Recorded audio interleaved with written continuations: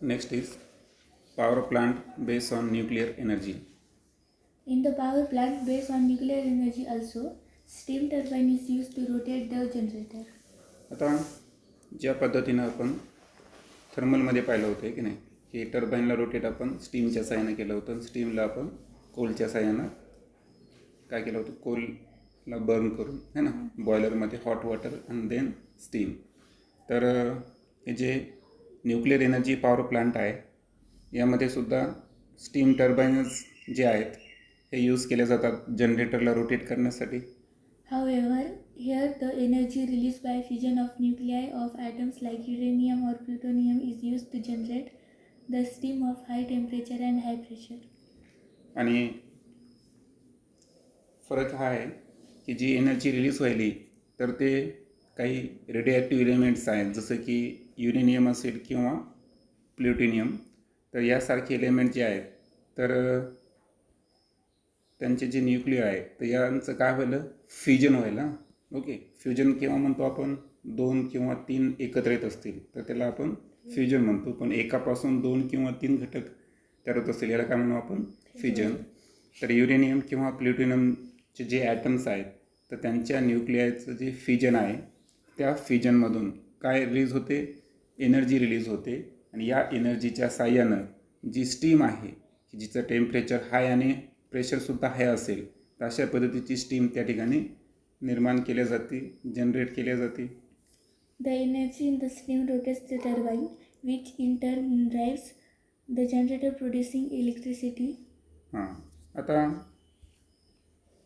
जी steam जिचं की temperature कसं आहे, हाय आणि प्रेशरसुद्धा हाय आहे. तर ॲक्च्युअल ही स्टीम काय करते, टर्बाईनला रोटेट करते. टर्बाईन जे आहेत ते जनरेटरला रोटेट करतात आणि जनरेटर रोटेट झाल्यामुळं काय प्रोड्यूस होते, इलेक्ट्रिसिटी प्रोड्यूस होते. The flow chart of nuclear power plant is shown in figure 5.8. Okay, तर फिगरमध्ये सर्वात अगोदर पहा, सुरुवात कुठून करू आपण, फ्यूलपासून. फ्यूल कोणतं आहे आपल्याकडे, युरेनियम किंवा प्लुटोनियम. सर्वात अगोदर जी न्यूक्लिअर रिॲक्टर आहे ज्याला आपण अणुभट्टी म्हणतो तर त्यामध्ये या रेडिओॲक्टिव्ह इलिमेंट्सचं काय होईल, न्यूक्लिअर फ्युजन होईल. न्यूक्लिअर फ्युजनमधून काय जनरेट होईल, या ठिकाणी स्टीम जनरेट होईल. System for steam generation from water. Okay, आता ही जी स्टीम या ठिकाणी वॉटरपासून जनरेट झाली तर तिचं टेम्परेचर आणि प्रेशर हाय झालं. कशामुळं, फ्यूल अवेलेबल होतं, कोणतं, युरेनियम आणि प्लुटोनियम यांच्या न्यूक्लिअर फ्युजननं ती हीट त्यांना प्रोव्हाइड केली.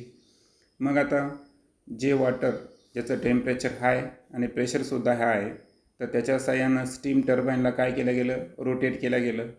फर्दर जनरेटर रोटेट झाला आणि इलेक्ट्रिक एनर्जी ही निर्माण झाली या ठिकाणी. आता हे होत असताना जे स्टीम टर्बाईन आहे तर ज्या पद्धतीनं आपण वॉटरचं कंडेन्सेशन पाहिलं होतं हे की नाही, तर त्या पद्धतीनं सुद्धा त्या ठिकाणी एक सिस्टीम असते की ज्या सिस्टीममध्ये स्टीमचं कन्व्हर्जन कशामध्ये केलं जातं, वॉटरमध्ये. म्हणजे त्यामध्ये वॉटर वेपर असेल, हीट असेल, याच्याला रिड्यूस करून हे की नाही. आणि फर्दर जे आहे त्या वॉटरची रिसायकलिंग अशा पॉईंटला होते की ज्या पॉईंटला त्या वॉटरला पुन्हा पुन्हा काय केलं जाईल, या ठिकाणी हाय टेम्परेचर आणि प्रेशर प्रोव्हाइड केलं जाईल. अशा पद्धतीचा flow chart. Thus here nuclear energy is converted into thermal energy. Thermal energy is converted into kinetic energy of steam. Kinetic energy of steam is converted into kinetic energy of turbine, and finally the kinetic energy of the turbine is converted into electrical energy. आता step by step transformation दिलेलं आहे तुम्हाला एनर्जीचं. आता flow chart आणि हे दोन chart आपण एकत्र अभ्यास करू. ठीक आहे, आता न्यूक्लिअर एनर्जी कसं आहे, कारण आपल्याकडं फ्यूल प्रेझेंट होतं, युरेनियम आणि प्लुटोनियम. तर न्यूक्लिअर रिॲक्टरमध्ये आपण त्यांची कोणती रिॲक्शन केली, न्यूक्लिअर फ्युजन, बरोबर आहे का.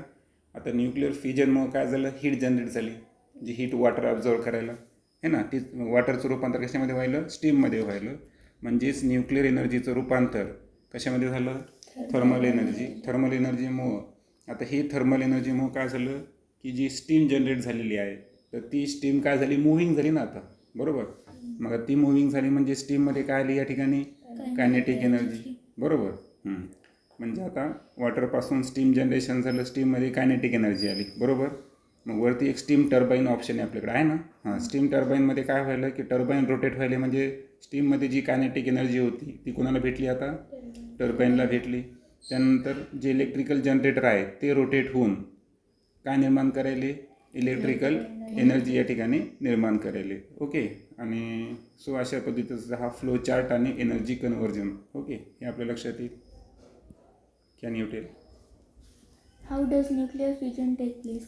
आता या ठिकाणी न्यूक्लिअर फिजन कसं होतं ते आपण पाहून घेऊ. When neutron is bombarded on atom of uranium-235, it absorbs the neutron and converts into its isotope uranium-236. आता एक लक्षात ठेवायचं आहे की आपल्याला इथे एक प्रकारची आपण केमिकल रिॲक्शन करायलो, बरोबर आहे का. तर आपल्याकडे रिॲक्टंट कोण आहे, uranium-235. ओके. सो uranium-235 जो आहे तर हा आपला पहिला रिॲक्टंट आहे. आता हा रिॲक्टंट या ठिकाणी कशाचं ॲब्झॉर्वेशन करायला, या ठिकाणी न्यूट्रॉनला ॲब्झॉर्व करायलो. ओके. आता न्यूट्रॉन ॲब्झॉर्व केल्यामुळं काय झालं बरं की युरेनियमच्या न्यूक्लियसमध्ये, बरोबर आहे का, एक न्यूट्रॉन त्याने ॲब्झॉर्व केला म्हणजे एक न्यूट्रॉनची संख्या वाढली म्हणजे ते ॲटॉमिक मास आहे uranium-235 त्याचं रूपांतर कशामध्ये झालं, uranium-236 मध्ये झालं, बरोबर. हां, तर हे दोन्ही युरेनियमचे काय आहे, आयसोटोप्स आहेत. फक्त एवढं आहे की uranium-235चं जे आहे ते स्टॉक जास्त असतात आणि न्यूक्लिअर रिॲक्टरमध्ये आपल्याला कोण लागतो, uranium-236. म्हणून न्यूट्रॉनचा मारा करून, हे की नाही, तर न्यूट्रॉनचा मारा करून न्यूट्रॉनचं त्याने ॲब्झर्वेशन केलं आणि त्याचं रूपांतर आपण कशामध्ये केलं, uranium-236 मध्ये केलं. हां, पुढे. Uranium-236, being extremely unstable, converts into atoms of barium and krypton through a process of fission, releasing 3 neutrons and 200 megawatt energy. Millivolt. Mega electric volt energy काय झाली त्या ठिकाणी जनरेट झाली. आता एक लक्षात ठेवायचं आहे की uranium-235 आहे ना, तर हा जो रिॲक्टंट होता हा कसा होता, स्टेबल होता. मात्र uranium-236 जो आहे हा हायली कसा आहे, अनस्टेबल आहे. आणि अनस्टेबल असल्यामुळं काय होतं की हा जो uranium-236 आहे, ओके, तर याचं कन्व्हर्जन 3 घटकामध्ये होतं. पहा, तुम्हाला पुढे फिगर पण दाखवलेली आहे, वाटल्यास आपण थेट फिगरकडे जाऊ. ओके. तर वाटल्यास इथं आपण डिटेलमध्ये समजून घेऊ. तर पहा, सर्वात अगोदर काय झालं की न्यूट्रॉन जे आहे त्या न्यूट्रॉनचं ॲब्झॉर्प्शन कुणी केलं, uranium-235. आता तुम्हाला माहिती आहे की ॲटॉमिक नंबर जो आहे हा आपण लोअर केसमध्ये लिहितो, बरोबर.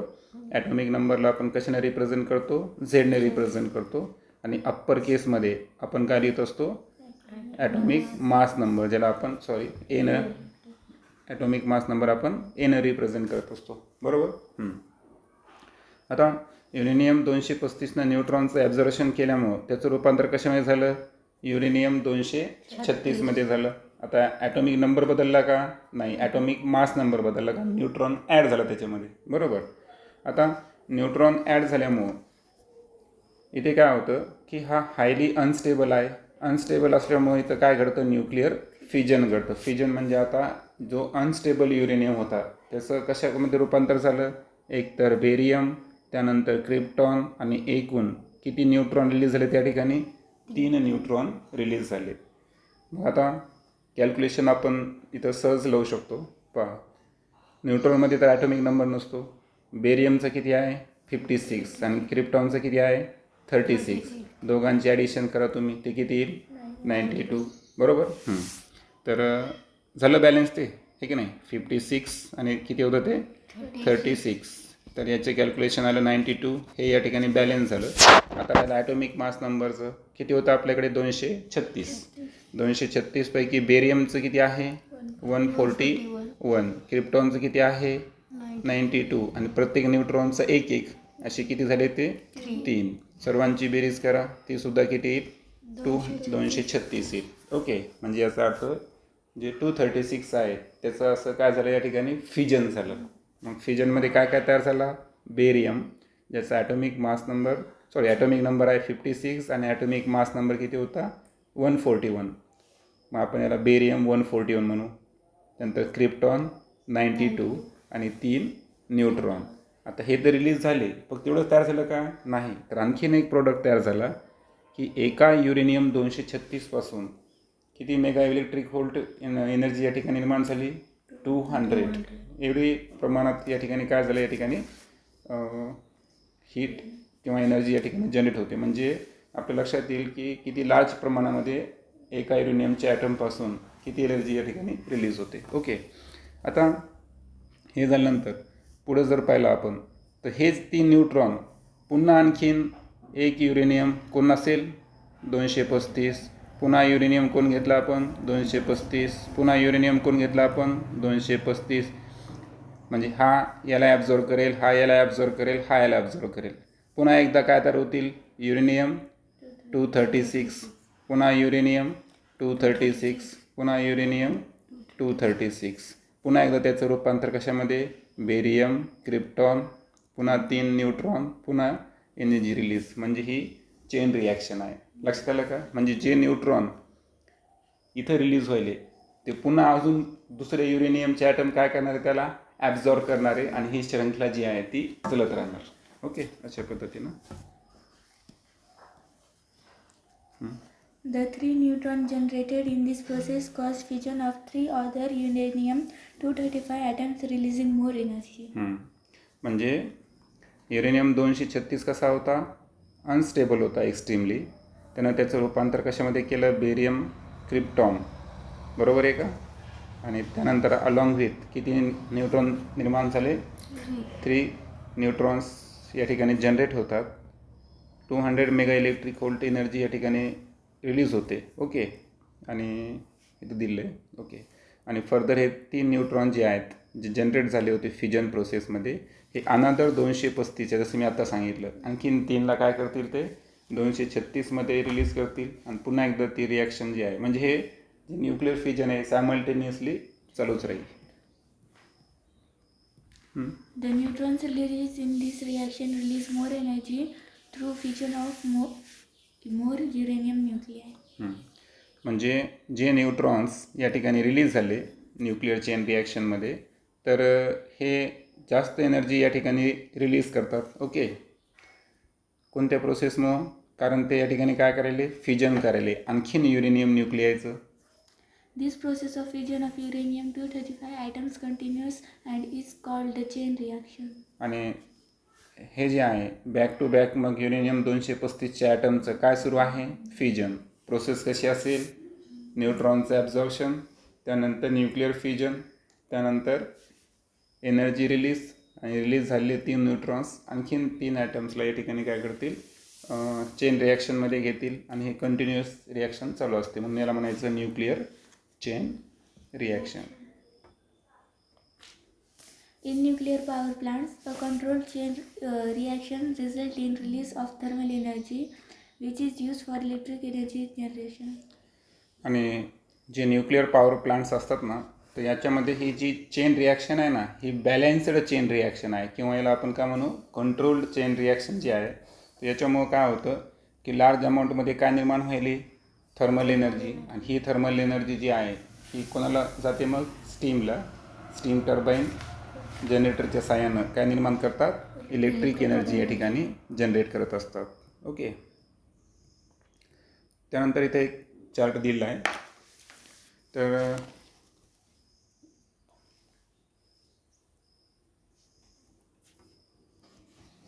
आता एक चार्ट दिलेला आहे आपल्याला. पहिलं जर आपण पाहिलं तर स्टेशन आहे पहा कुडनकुलम. तर हे जे आहे तर आपल्या तामिळनाडू स्टेटमध्ये आहे. ओके. सो स्टेट आहे तामिळनाडू आणि कॅपॅसिटी जर पाहिली तर 1000 मेगावॅट. ओके.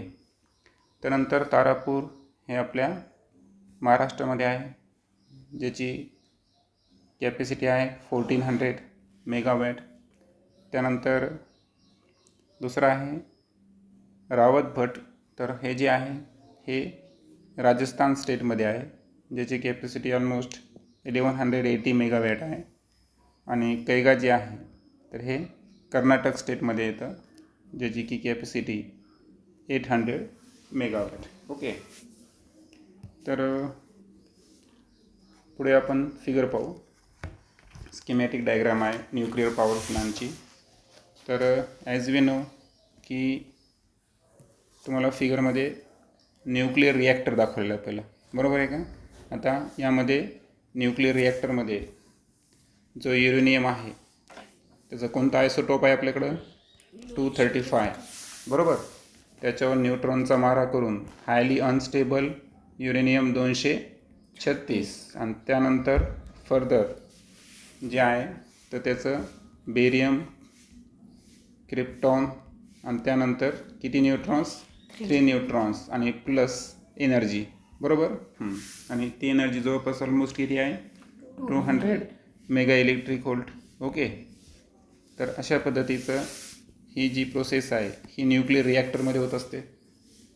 आता न्यूक्लिअर रिॲक्टरमध्ये जर पाहिलं आपण तर पुढे याचा उद्देश काय आहे, हीट जनरेट करणं, बरोबर आहे का. मग ही हीट जी आहे ही कशामध्ये यूज केलं जाईल, बॉयलरमध्ये. आणि बॉयलरमध्ये जे वॉटर असेल तर या वॉटरला काय असेल या ठिकाणी हाय टेम्परेचर आणि हाय प्रेशर, म्हणजे ते एक प्रकारचं स्टीम असेल. आणि या स्टीमच्या साह्यानं हे जे स्टीम टर्बाईन आहेत, ओके, यांना काय केलं जाईल या ठिकाणी रोटेट केल्या जाईल.